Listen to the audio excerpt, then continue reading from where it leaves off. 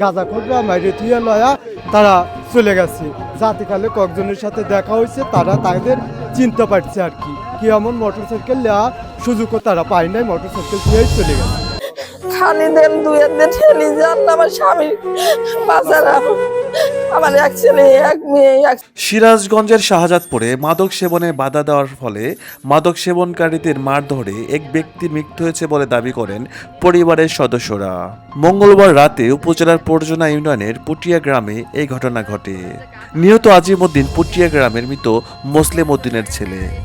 নিহতের পরিবারের দাবি, গাঁজা সেবনকারীদের বাধা দেওয়ার ফলে আজিমউদ্দিনের উপর হামলা চালানো হলে তিনি মৃত্যুবরণ করেন। এ সময় গ্রামবাসী হামলাকারীদের একটি মোটরসাইকেল জব্দ করে। শাহজাদপুর থানার ভারপ্রাপ্ত কর্মকর্তা আসলাম আলী ঘটনার সত্যতা নিশ্চিত করে বলেন, ঘটনাস্থল থেকে মরদেহ উদ্ধার করা হয়েছে। ময়নাতদন্তের পর মৃত্যুর সঠিক কারণ জানা যাবে। এই বিষয়ে শাহজাদপুর থানায় একটি হত্যা মামলা দায়েরের প্রক্রিয়া চলছে। চোর করে সবাই বাড়ানোর পরে আমরা ওই পাশ থেকে আইসি, আসার পরে শুনি যে ওই পাশ থেকে আমরা আবার ফিরে যাইতেছি, শুনি যে গাঁজাখোররা মাইরে থুয়ে লয়া তারা চলে গেছে। জাতিকালে কয়েকজনের সাথে দেখা হয়েছে, তারা তাদের চিনতে পারছে আর কি। কি এমন মোটরসাইকেল নেওয়া সুযোগও তারা পায় নাই, মোটরসাইকেল থুয়েই চলে গেছে। লোকজন আর সামের ভিতরে চারকোনা থেকে বাড়াইছিল, বাড়ানোর পরে আপনার চোর চোর করে করছে সবার হাতে রাইট। এই দিক দিয়ে গাঁজা করছিল, তারা মিলে তা আহত করে ডায়া থেকে এই ডায়ার পাশ। হ্যাঁ, আসলেও সত্য, হত্যা ঘটাইছে।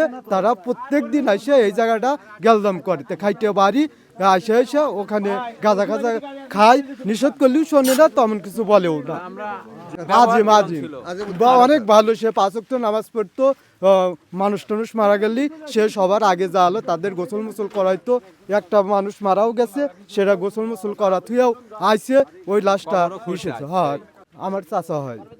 এশার নামাজের পর যিনি মারা গেছে উনি আমার আপন জারাতু ভাই, নাম আজিম সরকার।